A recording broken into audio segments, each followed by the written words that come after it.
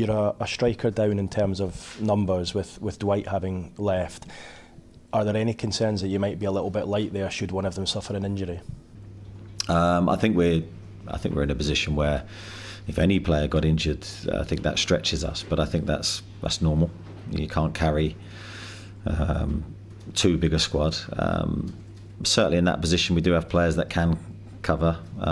With Maxi's played the role. Obviously, Joelinton's played the role.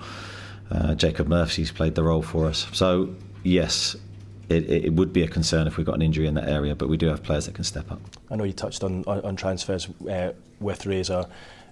We guys have spoken a lot about James Maddison in the last week or so. Is there anything you can bring the supporters up to speed with in terms of the club's pursuit of him? No, I'm not going to talk about any individual player out of respect for them and their club. But yeah, we're working hard to try and add to the group.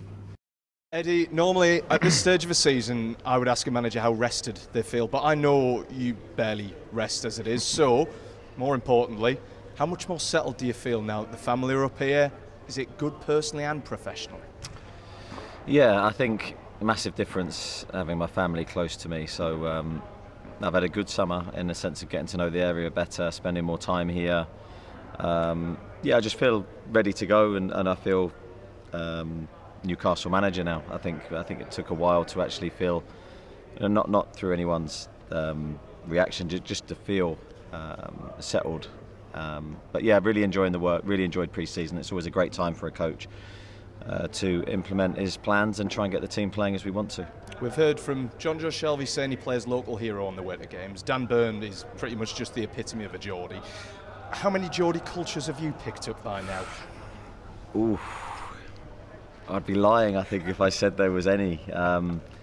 No, I think for me, I'm so busy with my job and so intense in the role that I really have very little time for much spare time or getting into any traditions, local traditions. Hopefully that will change as time evolves.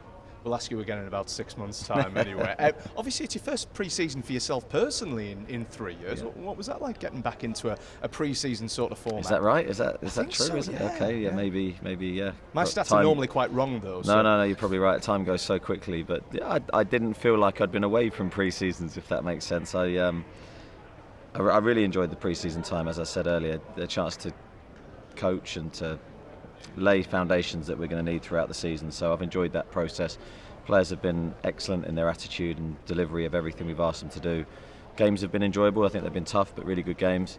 So I think we're well set, good pre-season. I think we're ready for the season to start now. Certainly from the outside, looking in, Howe ball seems to be really have landed home with them. How far along do you think they are now in terms of implementing exactly how you want them to play? I think in terms of understanding what we want, yeah, very high. I think the players know what I want. Now, knowing what you want and then delivering it in the way that you want to is sometimes easier said than done, because you're at the cutting edge, we're at the highest level, and we're playing against very good teams who are also trying to implement their style on us. So we know that it's never we're never going to be the finished product. We're always working to try and be perfect, and we know that we've got a long way to go before we get there. But I do think we're along the way now, and I think the players, key thing is they understand what we want. In terms of individuals, we saw the Joelinton